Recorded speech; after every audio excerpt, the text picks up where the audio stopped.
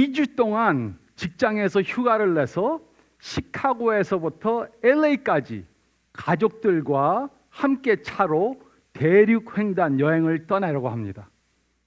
그런데 여행을 떠나기 전 계획을 하지 않고 떠나는 사람은 아마 한 명도 없을 것입니다. 먼저 가려고 하는 목적지를 정하고 또 중간중간에 들릴 명소들도 정한 후에야 출발할 것입니다.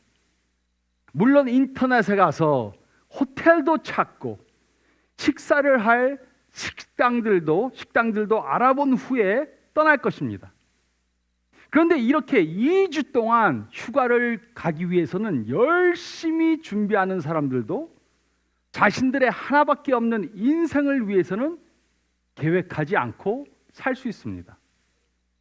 스티븐 스캇이라는 사람이 한 설문조사를 보면 97%의 사람들이 별 목적 없이 자신의 인생을 살고 있다고 그렇게 말합니다. 왜 삽니까? 인생의 목표가 무엇입니까? 그러면 97%의 사람들은 모른다고 대답을 했습니다.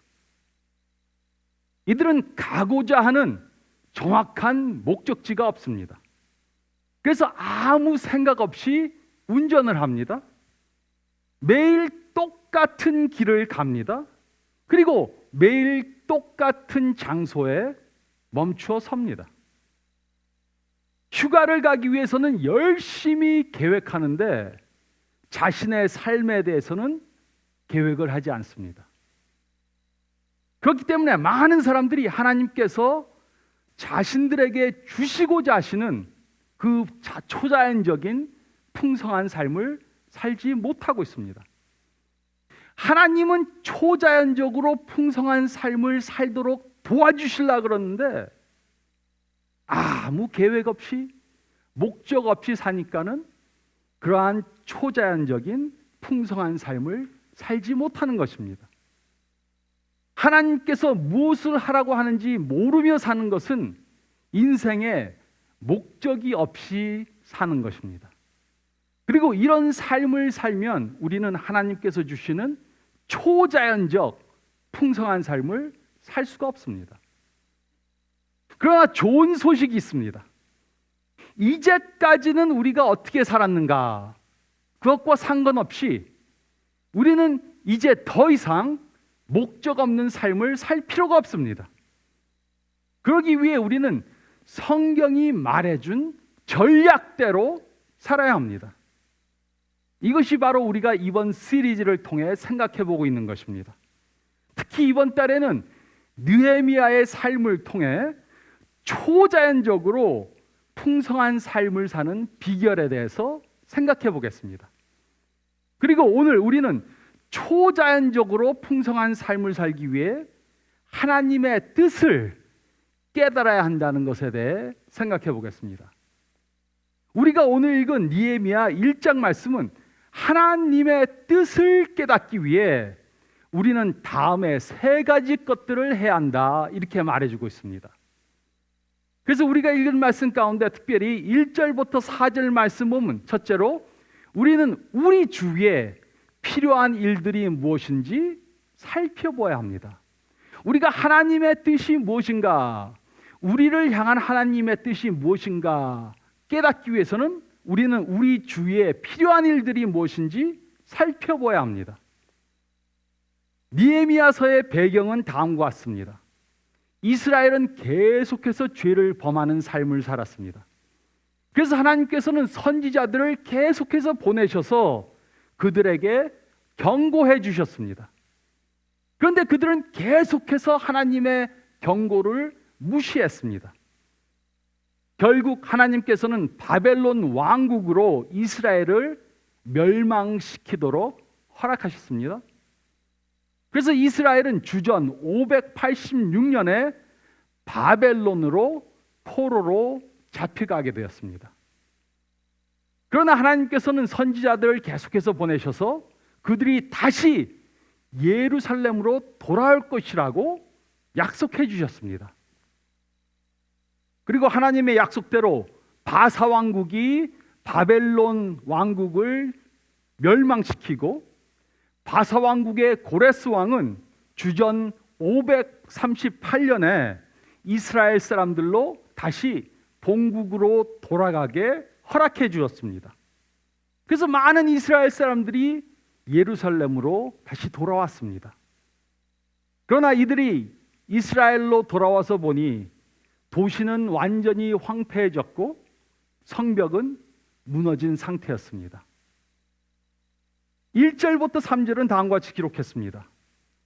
하갈의 아들 느헤미야의 말이라. 아닥사스다 왕 제20년 기스루월에 내가 수산궁에 있는데 내 형제들 가운데 하나인 하나니가 두어 사람과 함께 유다에서 내게 이르렀기로 내가 그 사로잡힘을 면하고 남아있는 유다와 예루살렘 사람들의 형편을 물은즉 그들이 내게 이르되 사로잡힘을 면하고 남아있는 자들이 그 지방 거기에서 큰 환난을 당하고 능욕을 받으며 예루살렘 성은 허물어지고 성문들은 불탔다 하는지라. 이 사건은 주전 444년에 일어난 일입니다. 이때 느헤미야는 바사 왕국에 있었습니다. 그는 왕을 보좌하는 술관원이었습니다. 이런 상황에서 느헤미야는 그의 형제들에게 예루살렘에 있는 이스라엘 사람들이 어떤 지경에 처해 있는가, 어떤 어려움을 당하고 있는가에 대해서 들었습니다. 우리 주위에 어떤 사람들은 이렇게 말합니다. 나는 하나님이 나에게 이것을 하라 말씀해 주시면 하겠는데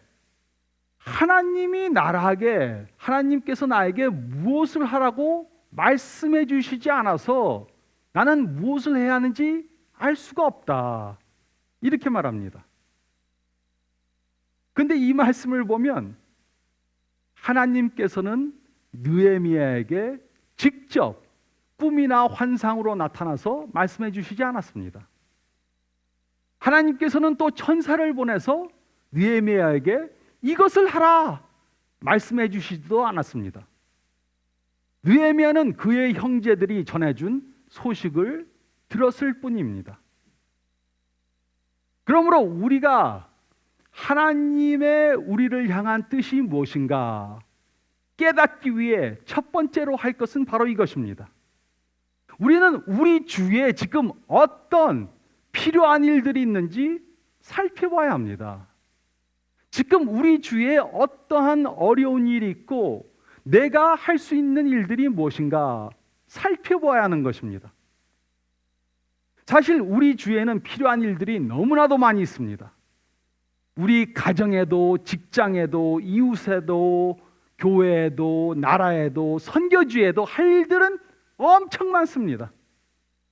그런데 우리는 이 모든 일들을 다 할 수는 없는 것입니다.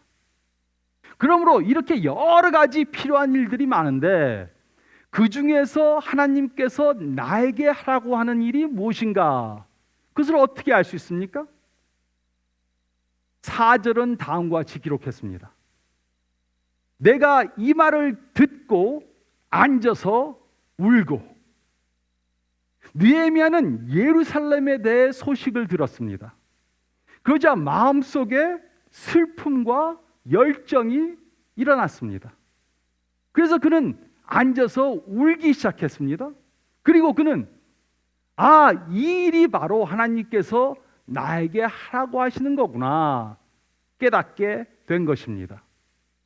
이것이 우리가 하나님의 뜻을 파악하기 위해 매우 중요한 단서가 되는 것입니다. 우리가 우리 주위에 많은 필요한 일들이 있는 것을 봅니다. 그리고 그 일들 중에 우리의 마음을 움직이는 그러한 일들이 있습니다. 그러면 우리는 그것이 바로 하나님께 받은 나의 일이구나. 그것을 짐작하게 되는 것입니다. 그 이유가 무엇입니까? 그것은 하나님께서 우리로 무엇을 하라고 부르실 때는 항상 우리 마음속에 동요함이 일어나기 때문입니다. 그 이유가 무엇입니까? 그것은 하나님께서는 우리가 중요하게 믿고 있는 핵심 가치와 관련이 있는 일에 우리를 부르시기 때문입니다. 그 예로 사회의 정의가 실현되는 것을 중요한 핵심 가치로 가지고 있는 사람에게는 그것에 적합한 일을 맡기실 것입니다. 직장에서 전도하는 것을 중요한 핵심 가치로 가지고 있는 사람에게는 그 핵심 가치와 관련이 있는 일을 맡기실 것입니다. 가정의 중요성을 핵심 가치로 가지고 있는 사람에게는 그 영역의 일을 맡기실 것입니다. 느헤미야는 예루살렘에 대해 소식을 들었습니다. 예루살렘에 있는 사람들에 대해 소식을 들었습니다. 그때 그의 마음이 동요되었습니다. 그리고 그는 그 일이 바로 하나님께서 나에게 주신 일이구나, 그러한 확신을 가지게 된 것입니다. 그래서 이것이 바로 우리가 해야 하는 것입니다.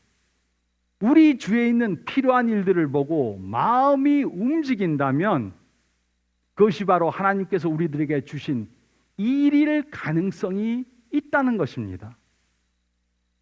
근데 어떤 사람들은 가슴이 조금 찡해지면 이거구나, 너무 빨리 달려갑니다.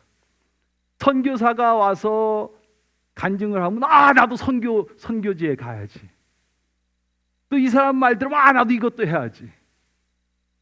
그렇게 함부로 결정해서도 안 되지만, 또 이와 반대로 하나님께서 부르셔서 마음에 동요함이 있는데도 꿈쩍 달싹 안 하고 있는 것도 잘못하는 것이고, 하나님의 일을, 하나님께서 주신 일을 회피하는 것입니다.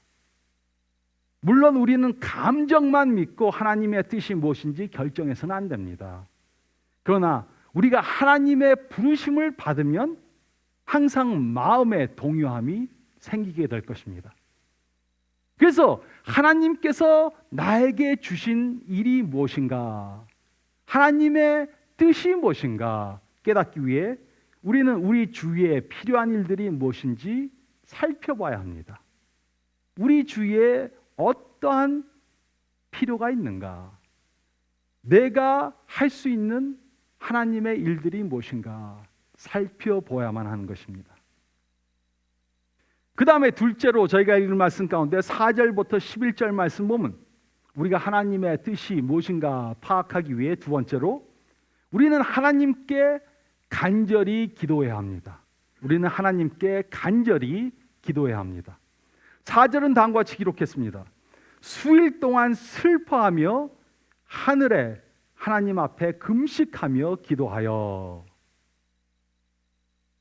느헤미야는 예루살렘에 대해 소식을 들은 후에 곧바로 짐을 싸서 예루살렘을 향해 가지 않았습니다. 그 대신 그는 슬퍼하고 금식하고 기도했습니다. 그는 금식하고 기도하는 것을 여러 날 동안 했다고 그렇게 말했습니다. 근데 어떤 사람들은 하나님께서 자신을 부른다고 생각하면은 모든 것을 다 접어두고 당장 무엇을 해야 된다고 생각합니다. 그러나 하나님께서 우리를 부르신다고 당장 무엇인가를 해야만 하는 것은 절대로 아닙니다. 느헤미야는 예루살렘에 대해 소식을 들은 후 여러 날 동안 슬퍼하고 금식하고 기도했습니다. 그리고 우리도 어떤 때는 기다리며 기도해야 합니다. 그런데 왜 우리는 하나님께서 우리를 부르실 때 기다리며 기도해야 합니까? 첫째로 하나님의 뜻을 분명히 깨닫기 위해서입니다. 하나님이 나에게 하라는 것이 무엇인가? 이것 같은데 이것이 정말로 하나님께서 나에게 하라는 것인가? 우리는 처음에 하나님께서 우리를 부르실 때는 그것이 하나님의 뜻인지 아닌지 분간하기 어려울 수도 있습니다. 그러나 기도를 통해 우리를 향한 하나님의 뜻이 무엇인가? 우리는 정확히 알게 됩니다. 그래서 하나님께서는 어떤 때는 우리로 기다리고 기도하게 하시는 것입니다. 또 둘째로 우리는 그것은 우리가 성장하기 위해서입니다. 하나님께서 우리를 부르셨는데 우리가 아직 준비가 되지 않았을 수 있습니다. 그래서 하나님께서는 우리로 기다리며 기도하면서 준비되고 성장되게 만드시는 것입니다. 그 예로 우리가 누군가와 다퉜습니다. 그리고 하나님께서는 그 사람과 화해하라고 우리들에게 깨닫게 해주셨습니다.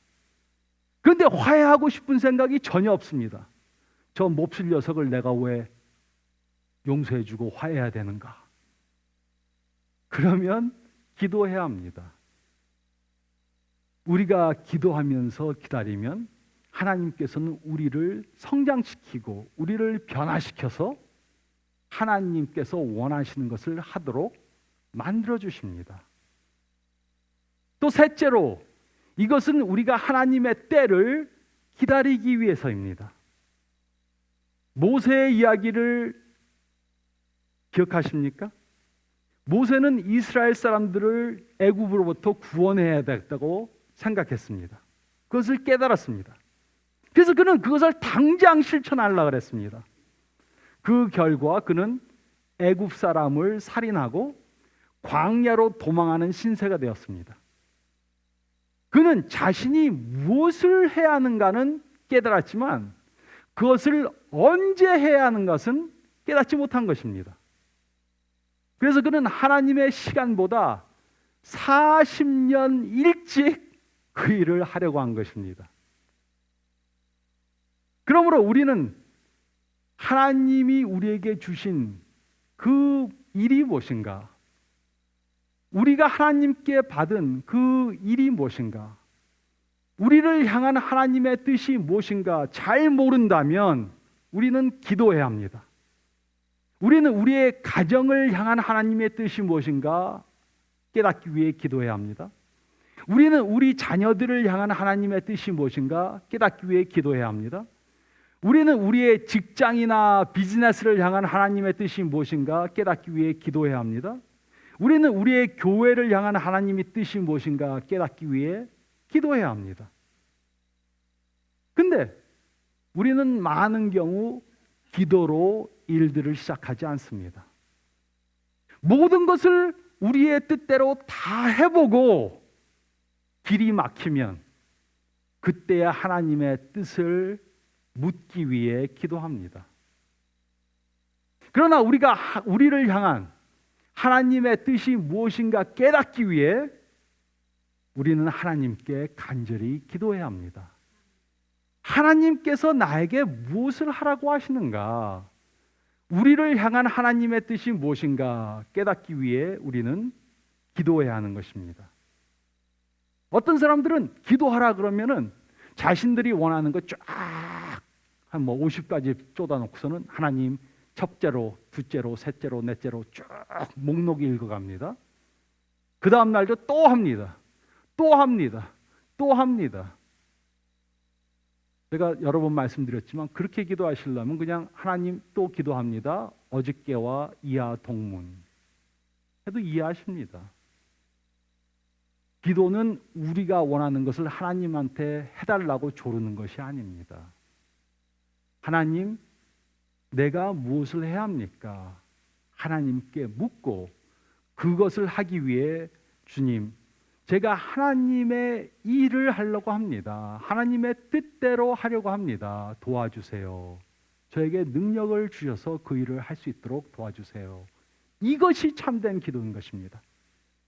그래서 우리는 우리를 향한 하나님의 뜻이 무엇인지 깨닫기 위해 하나님께 간절히 기도해야 하는 것입니다.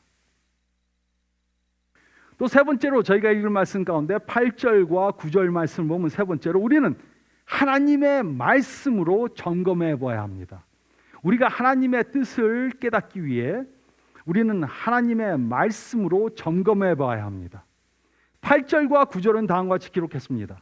옛적에 주께서 주의 종 모세에게 명령하여 이르시되 만일 너희가 범죄하면 내가 너희를 여러 나라 가운데 흩을 것이요 만일 내게로 돌아와 내 계명을 지켜 행하면 너희 쫓긴 자가 하늘 끝에 있을지라도 내가 거기로부터 그들을 모아 내 이름을 두려고 택한 곳에 돌아오게 하리라 하신 말씀을 이제 청하건대 기억하옵소서.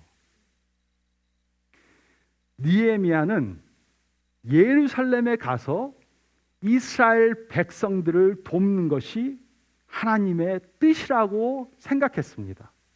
그러나 그는 그 일을 하기 전에 먼저 하나님께서 하신 말씀을 다시 한번 기억해 보았습니다.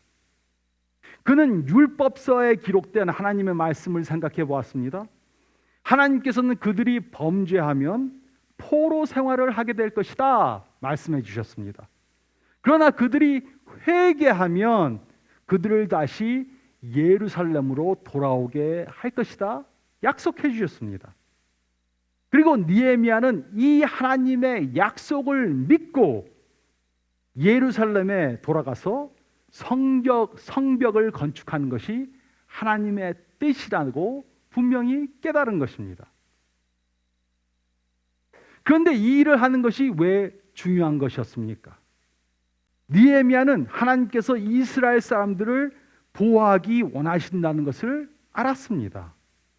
그 이유는 온 인류를 구원하실 메시아가 이 이스라엘로부터 나올 것을 믿었기 때문입니다. 느헤미야가 이 일을 한 것은 내 민족이니까, 나라를 사랑해야 되니까, 물론 그런 생각도 있겠지만 그것보다 훨씬 더 높은 뜻이 있었습니다. 느헤미야는 하나님의 말씀을 믿고 하나님 말씀 가운데 기록되어 있는 메시아에 대한 약속을 믿었습니다. 그래서 그는 예루살렘으로 돌아가서 예루살렘의 성벽을 쌓아서 그의 백성들을 보호함으로 하나님께서 이 백성을 통해 메시아가 오는 것을 준비하기 위해 예루살렘으로 돌아가기로 결정한 것입니다. 그리고 이 약속은 결국 예수님을 통해서 이루어졌습니다. 느헤미야는 하나님의 이 놀라운 계획에 자신이 참여하길 원했습니다. 그래서 그는 자신이 하고자 하는 것이 하나님의 뜻임을 분명히 깨달은 것입니다. 그러므로 우리도 하나님의 뜻이 무엇인가, 나를 향한 하나님의 뜻이 무엇인가, 하나님께서 나에게 하라고 하는 것이 무엇인가 깨닫기 위해 우리는 성경에 쓰인 말씀을 알아야 합니다. 성경에 쓰인 하나님의 말씀을 알면 우리의 가족을 향한, 자녀들을 향한, 직장을 향한, 교회를 향한, 나라를 향한 하나님의 뜻이 무엇인지 깨닫게 되는 것입니다. 우리는 현재 교회를 이전하기 위해서 준비하고 있습니다. 저희가 예배드리는 이 장소가 지난 수요일 날 팔렸습니다. 그래서 이 교회가 이제 저희 교회의 소유가 아닙니다.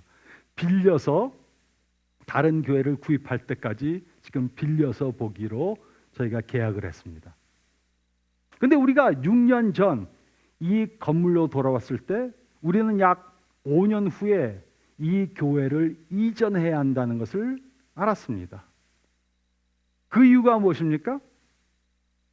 그것은 우리가 하나님의 음성을 들었기 때문이 아닙니다. 그 대신 교회에 어린아이들이 많아서 건물이 비좁아져서 더 이상 있을 수 없겠다 깨달았기 때문입니다. 그래서 우리는 지난 5년 동안 교회 이전을 위해서 기도해 왔습니다. 이 교회에 들어오자마자부터 다음 건물을 위해서 기도해 왔습니다. 그리고 얼마 전에 이 근처에 교회 건물이 난 것을 알았습니다. 계속해서 기다리며 기도했는데 6개월 만에 6개월 동안 하나님이 기다리고 기도하게 하시고 그 후에 우리 마음속에 이제 교회를 팔 때가 되었다 하는 그러한 마음의 확신이 왔습니다. 그래서 건물을 시장에 내놨더니 5일 만에 부르는 값에 팔려버렸습니다. 그리고 이제 사려는 그 교회와 계약을 하고 지금 이제 마지막 놈만 나오면은 사게 돼 있습니다. 근데 왜 우리는 그 일을 하려고 합니까?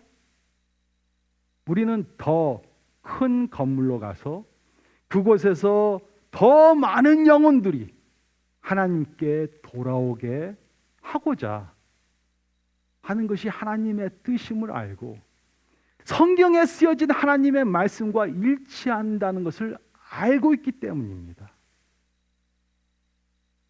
이를 위해 우리가 한 것이 무엇입니까? 하나도 없습니다. 오직 하나님의 뜻을 깨달아서 하나님이 문을 열어주실 때 쫓아간 것뿐입니다. 어떻게 교회가 5일 만에 부르는 값에 팔려버렸습니까? 우와, 이거 너무 쉽게 10만 불만 더 주고 이 건물에 두 배가 되는 대로 가게 되었습니다. 우와, 놀라운 일입니다. 풍성한 축복을 받았습니다. 저희가 하나님께 받은 축복입니다.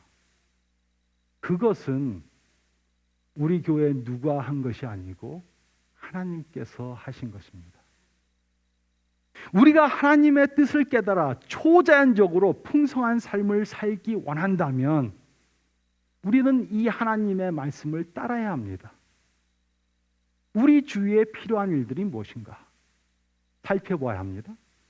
그 다음에 이것이 하나님께서 나에게 하라고 하는 것인가 기도해 봐야 합니다. 그리고 이것을 하려고 하는데 이것이 하나님의 말씀과 일치하는가?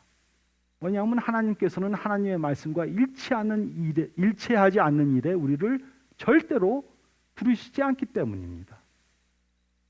그래서 우리가 주위에 필요한 일이 무엇인가 살펴보고 그 일을 위해 간절히 기도해보고 하나님의 말씀을 점검해보면 이것이 하나님이 우리에게 하라고 하는 거구나. 그것을 깨닫게 되고 그런 일만 골라 하면은 하나님의 초자연적인 풍성한 삶을 살 수 있게 되는 것입니다. 이 말씀을 따라 하나님이 주시는 그러한 초자연적으로 풍성한 삶을 사시는 저와 여러분들이 되시기를 풍성한 삶, 초자연적으로 풍성한 삶을 우리들에게 주시기 위해 이 땅에 오신 예수 그리스도의 이름으로 축원드립니다.